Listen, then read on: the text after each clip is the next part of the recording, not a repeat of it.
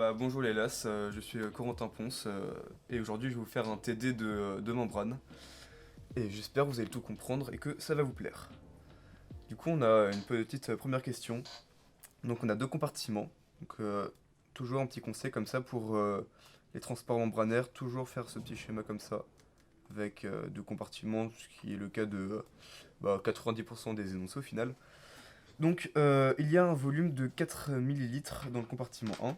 Donc V1, hop, 4 millilitres. On introduit à T0 une concentration de glucose de, telle concentration. Donc je mets G pour glucose, on se prend pas la tête. 1,4 fois 10 puissance 6. Pardon, j'écris pas très bien. Hop.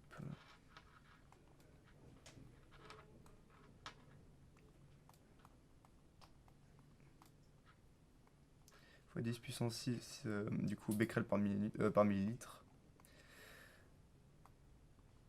Même si vous avez jamais vu les becquerels par millilitre, du coup, faites pas forcément très gaffe.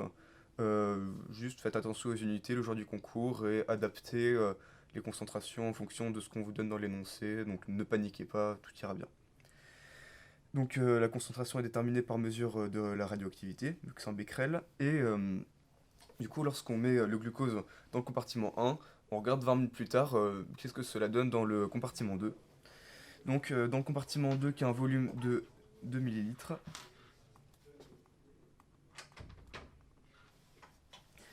on prend un échantillon de 500 microlitres et on mesure une activité de 400 becquerels. Donc comme on a un volume en microlitres et une activité en becquerel, on peut donc déterminer la concentration. Donc première chose à faire, donc, c'est de déterminer la concentration du glucose à T égale 20 minutes. Donc pour cela, on a donc une activité en becquerel donc, qui est de 400, qui est divisé par un volume. Du coup, les microlitres, on les met en millilitres. Donc 50 microlitres, ça fait 0,05 millilitres.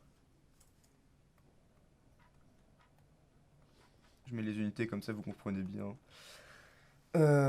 Ok. Du coup, maintenant, avec la calculatrice, on peut facilement avoir la concentration qui est de 8 fois 10 puissance 3 becquerel par millilitre. Et on dit quelle est la proportion de glucose qui a traversé la membrane. Alors, vu qu'on a deux compartiments avec des volumes différents et une concentration différente, du coup, il ne faut pas oublier de mettre tout ça en masse. Du coup, ça, c'est une formule qui va souvent vous servir lors de vos concours. C'est lorsqu'on veut une proportion, souvent on demande du coup la masse. Donc là, on va voir la masse dans le compartiment 2 sur la masse dans le compartiment 1. Donc on va voir C2V2 divisé par C1V1. Et du coup, retenez bien cette formule, elle est assez importante, elle va être utile pour dès que lorsqu'on veut une proportion au final. Donc après, on a juste à remplacer par les données dans l'énoncé et qu'on a calculé. Donc ça fait 8 fois 10 puissance 3 fois 2 du coup en millilitres. Faites attention aux unités du coup, c'est pour ça, vérifiez que tout est bien en proportion, que c'est bien des becquerels sur des millilitres et qu'il n'y ait pas des litres qui traînent un peu partout. Donc 1,4 fois 10 puissance 6 fois le volume. Et du coup, on a un total de 0,0029. Ce qui nous donne du coup 0,29%. Et du coup, ça, c'est la réponse de. Voilà, du coup, pour ce petit exercice, n'oubliez pas de bien. Que lorsqu'on a une proportion, de bien prendre la masse, pas juste la concentration ou le volume, s'il est différent. Et faites attention aux unités. Ok, maintenant on va passer à la question 2 qui est un peu plus longue, mais qui est un classique du concours pour les transports membranaires. Donc, on plonge du coup on plonge un axone dans une solution aqueuse. Donc encore une fois, comme toujours, on fait deux compartiments.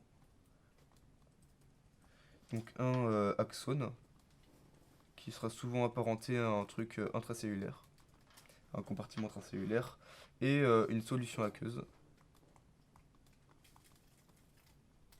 qui sera extracellulaire. Donc on va voir. Comme il nous dit dans l'AOC, euh, donc on plonge un axone dans une solution aqueuse. Les échanges d'ions entre ces deux compartiments se font grâce à une pompe Na+, K+. Quelle est la stöchiométrie d'échange entre Na+, et K+. Alors, juste si vous entendez du coup le mot stöchiométrie d'échange, ne paniquez pas. C'est juste combien de Na+, passe pour combien de K+. C'est tout aussi simple que ça. Du coup, s'il y a une curoque là-dessus, que vous savez pas où aller, voilà. La stöchiométrie, c'est juste le nombre d'échanges en fonction des molécules et des atomes.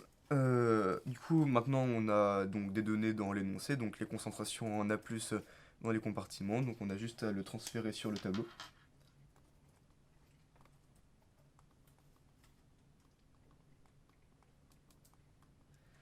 Ok, donc la concentration en A+, en intracellulaire, c'est 10 mmol par litre. La concentration en K+, en intracellulaire, c'est 124 mmol par litre. Pour l'extracellulaire Na+, ça va être 142 mmol par litre. Et la concentration en K+, c'est 5 mmol par litre. Ok, donc avec ça on a donc d'autres données, donc la température qui est à 37 degrés Celsius, donc forcément convertie en Kelvin. Donc la température elle est de 310 Kelvin. Et on me donne le rapport de perméabilité Na+ sur K+, donc je le note P, qui vaut 0,02. Et enfin, différence de potentiel, delta V, qui vaut moins 69,6 millivolts. Ok, donc lorsqu'on demande une stoichiométrie, du coup, avec des ions Na+, des ions K+, ou même Cl-, du coup, on va utiliser la stoichiométrie de Goldman. Donc, hop, je descends un peu. On va utiliser Goldman. Donc, la formule est la suivante pour Goldman. Ça va être potentiel intracellulaire moins potentiel extracellulaire est égal à moins RT. Donc, R une constante, pareil, F constante, fois ln de... Et là, c'est une formule un peu longue, je suis désolé, elle pique un peu les yeux. NP.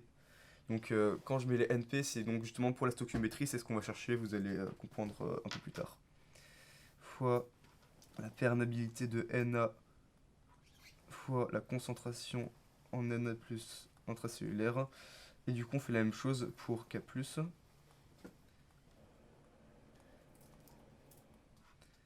Et attention, petite variante. Donc pour cet énoncé, on ne parle pas de Cl-, du coup on va le barrer. Mais s'il y a un facteur Cl- qui est inclus, faut pas oublier que lorsqu'on a les intracellulaires en haut, le Cl- il est en extracellulaire. Donc on a perméabilité de Cl- fois concentration en Cl- extracellulaire. Voilà, petite différence à bien noter pour pas se faire piéger le jour du concours. Et en bas, du coup, c'est la même chose, mais lorsqu'il y a l'intracellulaire, bombe extracellulaire.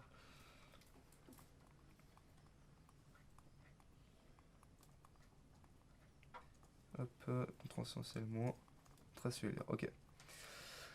Ok, donc cette formule, elle pique un peu les yeux, vu comme ça.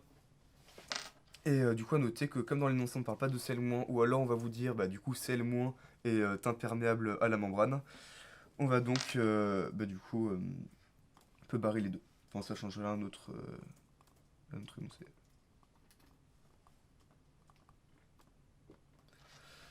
Ok. Donc au final, on aura cette formule-là. Et justement, ce qu'on va faire, du coup, c'est qu'on va passer ceci de l'autre côté. Et pareil, le ln, on va le passer de l'autre côté pour avoir du coup cette partie-là de la formule qui va du coup nous intéresser. Donc, du coup, je descends un peu et après je reviendrai. Donc ce qui veut dire qu'au final on va avoir exponentielle. de donc VI moins VE. Hop.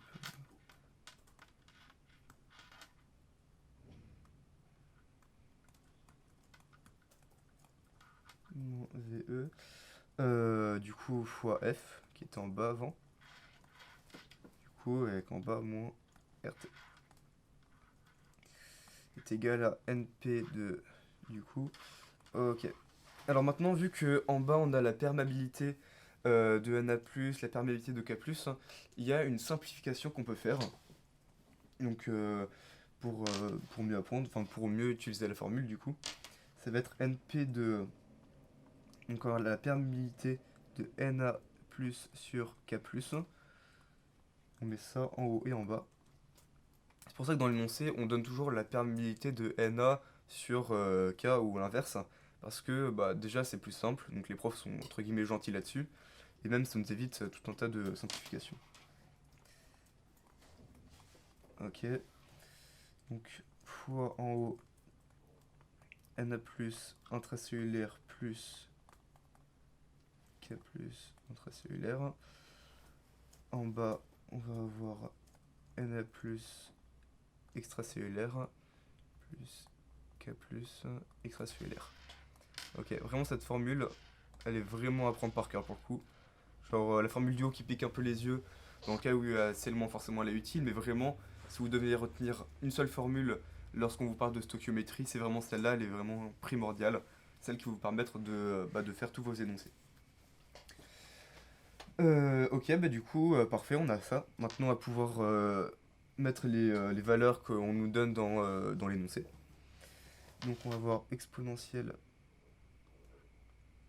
de moins 69. Ah, du coup, pensez bien à convertir les unités à chaque fois. Comme c'est en millivolts, bah, du coup, on met ça en volts. Donc c'est x 10 puissance moins 3 fois F qui est une constante du coup à connaître. Hein. Vous la prenez si vous voulez, ça vous fera gagner un peu de temps le jour du concours. Comme ça vous fera pas perdre non plus énormément de temps de la retrouver.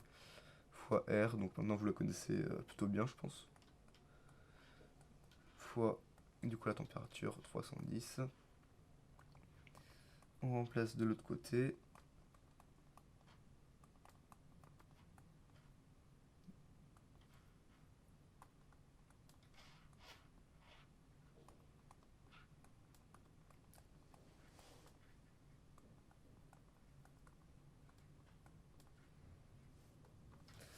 Ok. Ce qui nous donne du coup au final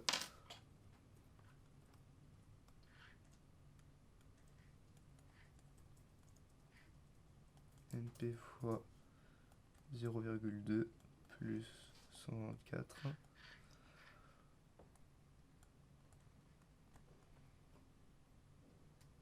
fois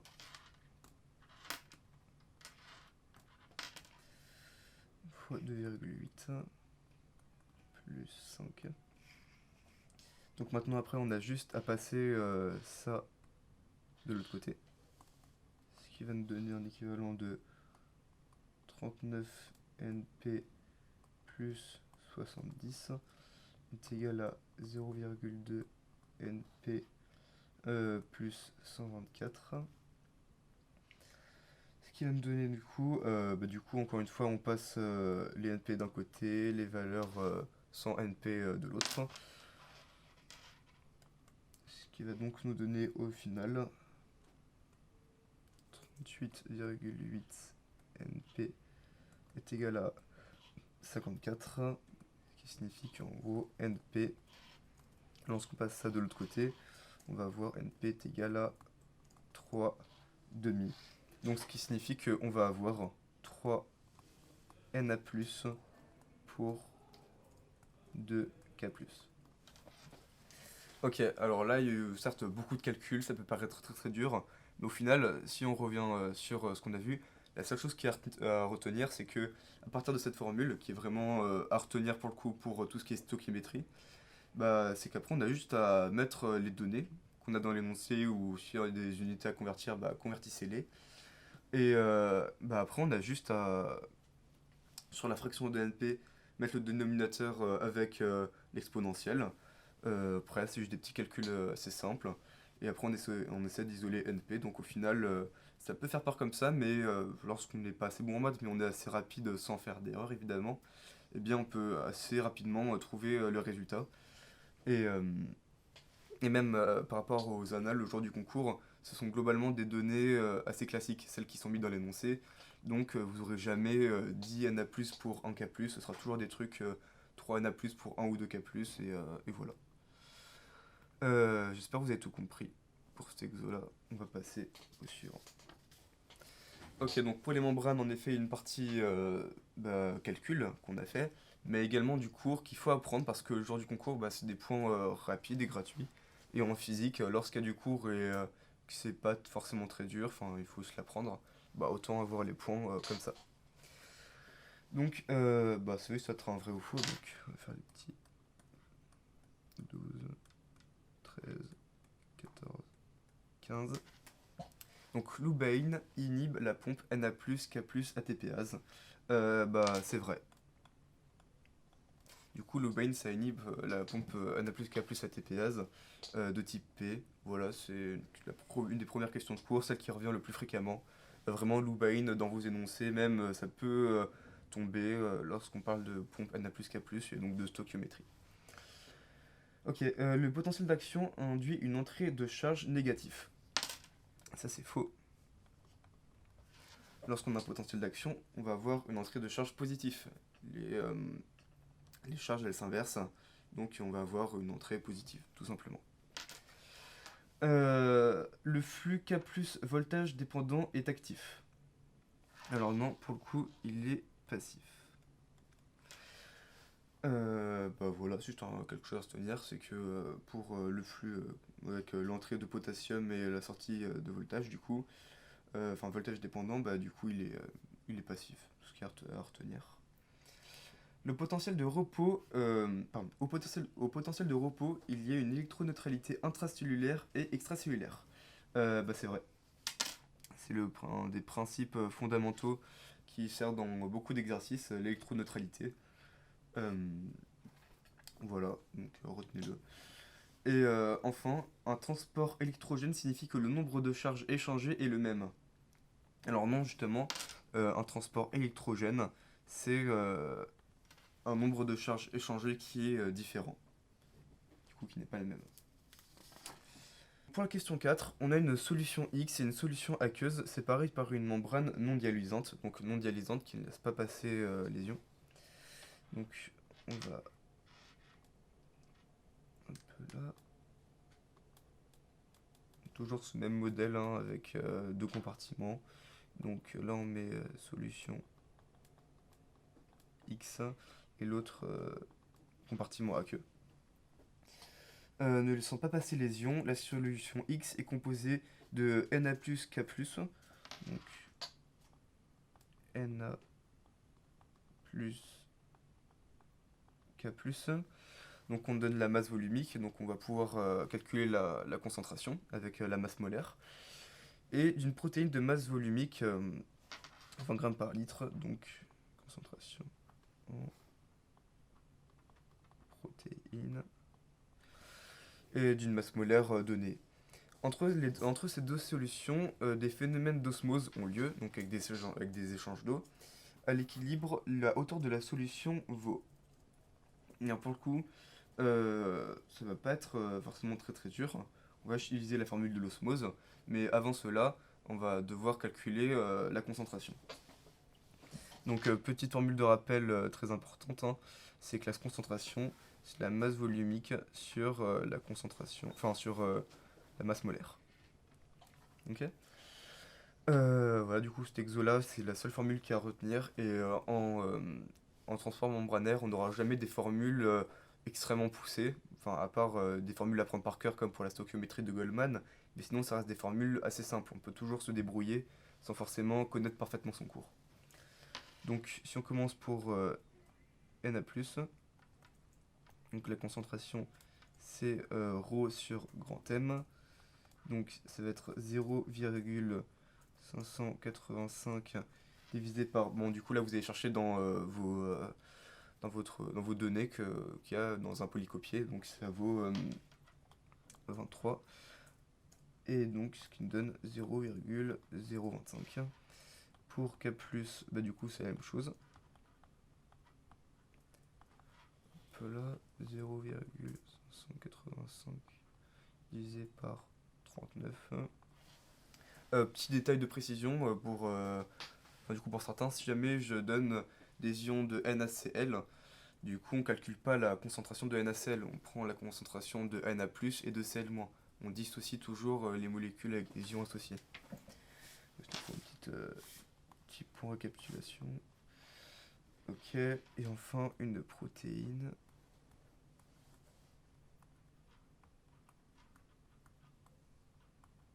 Donc, qui est égale à 20 divisé par 5 fois 10 puissance 4. Et ce qui nous donne 4 fois 10 puissance 4. Voilà. Ok. Mais du coup, on va voir à partir de toutes ces concentrations. Donc, on peut en déterminer cela. Donc, l'ensemble des concentrations, du coup, ça va être la concentration osmolaire, qui vaut donc 0,04. On a juste à additionner toutes les concentrations. Donc, comme on cherche une hauteur, on va utiliser la formule de l'osmose, qui est quand même une formule assez classique du cours. Donc, retenez-la.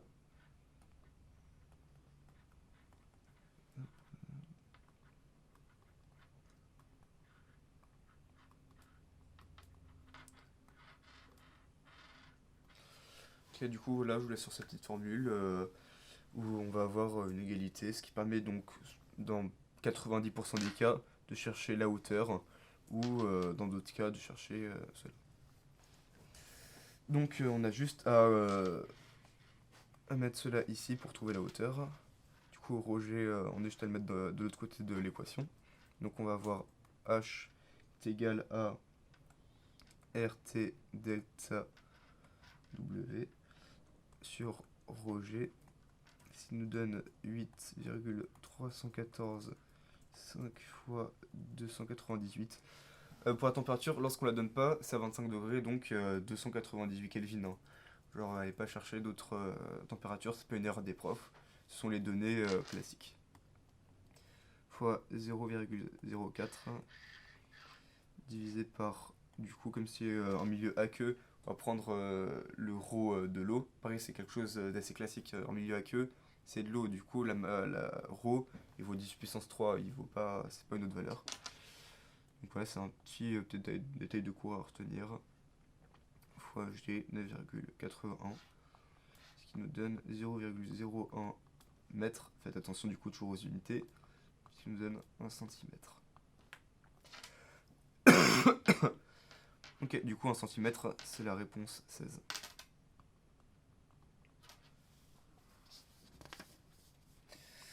Ok. Du coup, une solution à une concentration S, à une vitesse initiale de 4 micromoles par minute. Quelle est sa vitesse de diffusion facilité maximale? Voilà. Bah, du coup, voilà, juste maximale.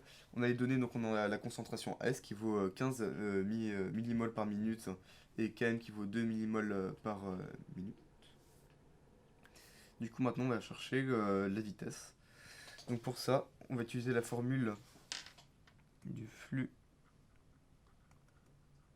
initial unidirectionnel.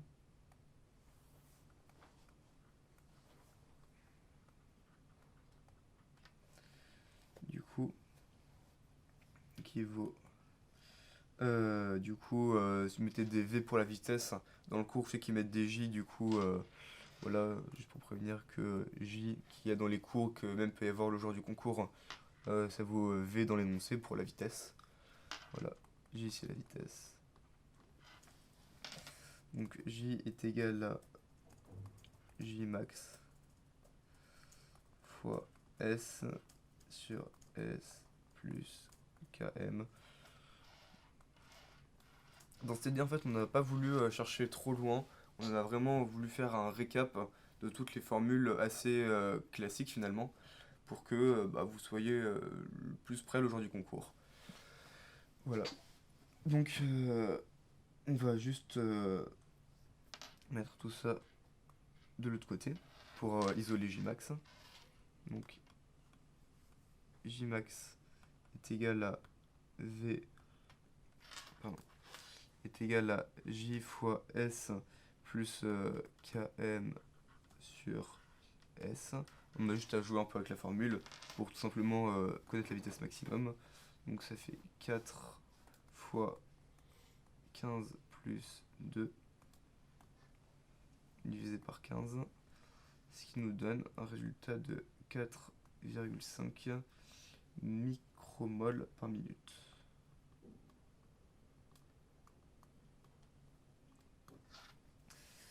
Ok.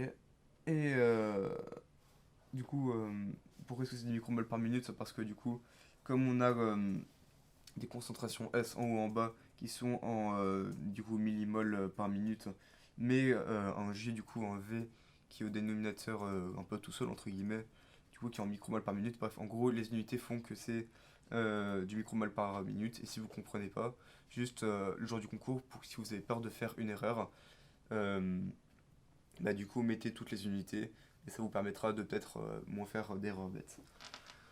Du coup voilà, on a la vitesse maximale et donc c'est la réponse 22. Pour la question 6, on a juste une petite question de cours entre guillemets avec une question d'unité. Donc chose à retenir importante en physique, que ce soit aussi bien en mécanique des fluides et surtout en transport membranaire pour ces deux chapitres. Faites très attention à l'unité parce que peut y avoir des questions uniquement sur ça, donc ce serait bête de faire une impasse dessus et de ne pas ramasser des points facilement. Donc pour celui-là, pour le coefficient de diffusion LP, c'est quoi ces unités sans... après c'est du cours à savoir. Mais au moins c'est peut-être pour vous faire comprendre que en physique il faut beaucoup apprendre, du coup les parties de cours qui tombent et notamment les unités, y faire très gaffe parce que ça peut vous être bénéfique. Quitte à faire juste une petite fiche récap avec les principales unités, voilà, du coup ça pourrait de gagner des points. Du coup c'est en kilogrammes moins 1 par mètre carré par seconde. Pardon, je sais pas pourquoi je fais seconde moins 1.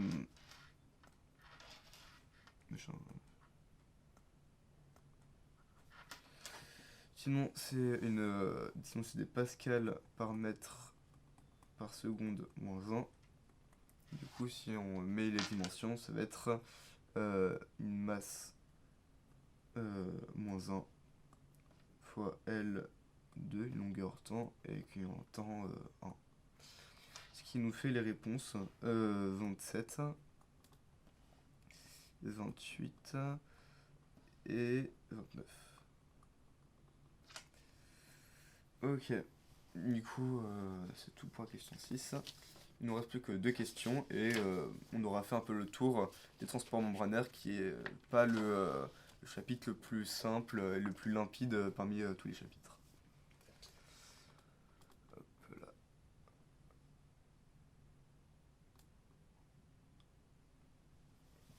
Ok, donc pour la question 7, on est dans une cellule de l'intestin et un entérocyte. Donc un tube d'intestin du coup c'est un entérocyte. La concentration extracellulaire de glucose est de 1 millimol par litre à la température classique du coup. Les échanges intra- et extracellulaires se font grâce à une pompe Na+ glucose. Ok, donc la pompe Na+ glucose, c'est une question un peu spécifique parce que dans le cours, c'est une formule quasiment dédiée qu'à ce genre de situation du coup.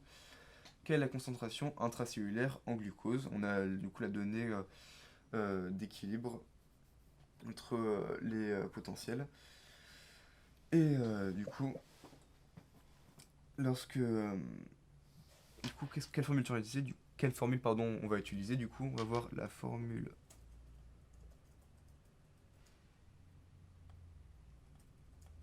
du potentiel du coup d'équilibre.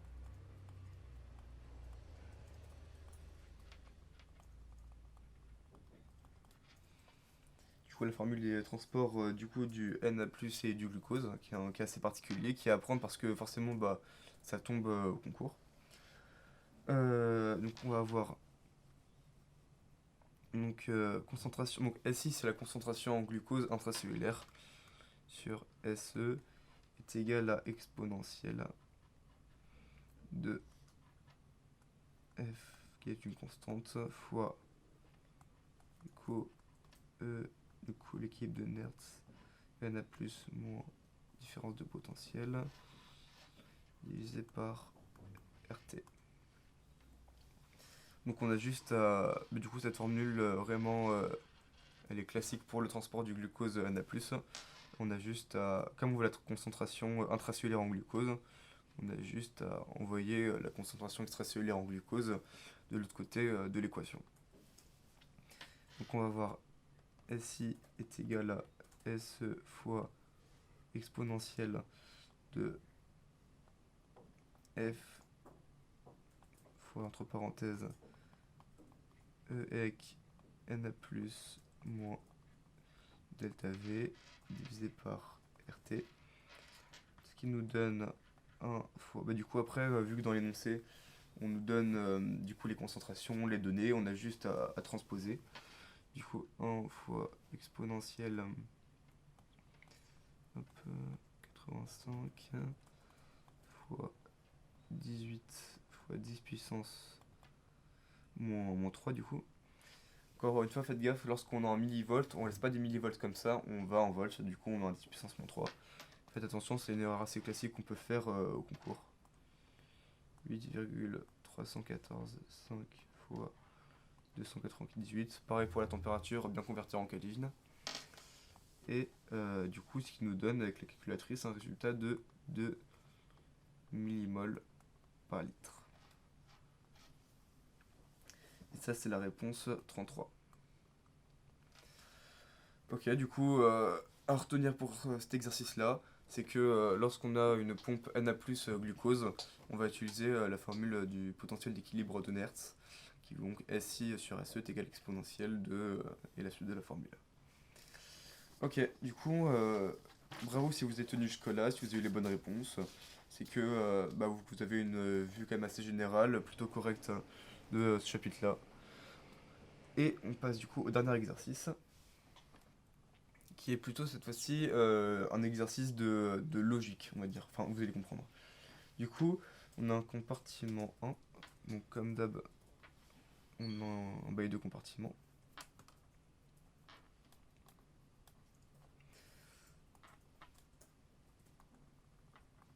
Donc, un compartiment 1 a une concentration de glucose de 10 millimoles par litre. Donc, on met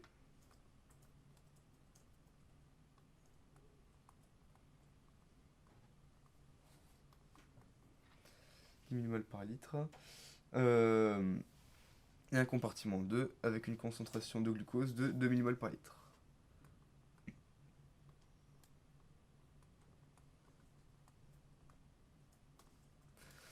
Okay, du coup, je me souviens pour du coup, notre année, nous l'année dernière, lors des transports membranaires, on n'avait pas tellement eu des questions de formules, c'était surtout de la logique entre guillemets et d'avoir bien compris les principes. Donc là, on a dans le compartiment 1 une concentration plus forte en glucose que dans le compartiment 2. Donc dans cette situation, on a fait exprès de les mettre beaucoup plus fortes pour que vous compreniez. Donc, qu'est-ce qui va se passer concrètement? On sait que l'eau peut traverser la membrane et que le glucose, bah, du coup, il va rester dans son compartiment. Donc, qu'est-ce qui va se passer? Donc, en fait, maintenant, il faut comprendre le phénomène d'osmose, tout simplement. C'est que l'eau, elle va venir dans le compartiment où la concentration en soluté est la plus forte. Donc, c'est que l'eau, elle va faire ce mouvement-là.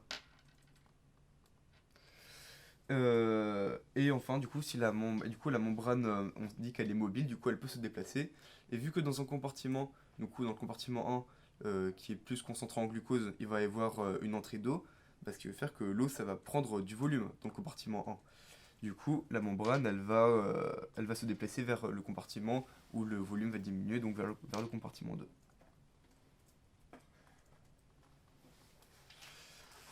Et ce qui nous fait qu'au final, on va avoir un truc à peu près comme ça. Donc compartiment 1, compartiment 2, et un truc un peu plus déplacé par là. Bon, là j'extrapole parce que les concentrations sont vraiment différentes, mais le jour du concours, si c'est des trucs un peu plus rapprochés, genre 5 et 4, bah, au moins vous comprendrez les phénomènes de membrane mobile et d'entrée d'eau. Donc, pour la question 36, le compartiment 1 augmente de volume, la membrane se déplace vers le compartiment 2, bah c'est vrai, tout est dit.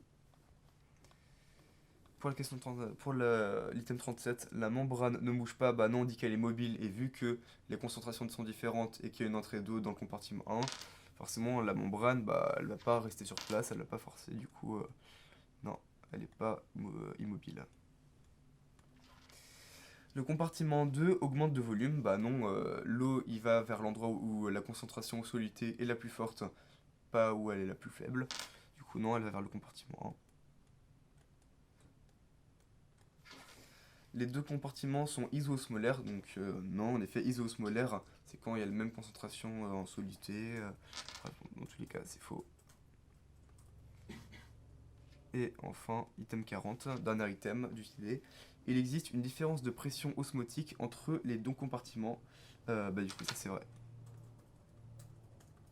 Déjà que la concentration n'est pas la même, donc la concentration osmotique, donc en protéines, la concentration osmotique, du coup, rho, c'est, pi, pardon, c'est la concentration en protéines. Enfin, du coup, en soluté, juste pour prendre un petit moins de précision. Bah, du coup, voilà, elle n'est pas la même.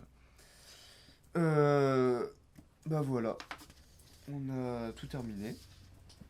J'espère que ce TD vous aura été utile, qui vous aura permis de comprendre un peu plus des notions globales sur les transports membranaires. Oubliez bien du coup, oubliez pas si vous n'avez pas tout compris de revoir le TD, ou alors vous pouvez me rejoindre sur Instagram. Hop, je mets mon petit Insta. Du coup, si vous voulez me poser une question, ou sinon vous avez des tuteurs en physique qui sont bien chauds, n'hésitez pas à aller les voir, en vrai ça leur fera plaisir je pense. Hop. Voilà. Et bah sinon j'espère que vos révisions se passent bien, que vous déprimez pas trop. Enfin, de toute façon vous êtes bientôt au bout et bonne chance pour la suite. J'espère que l'année prochaine du coup on se verra.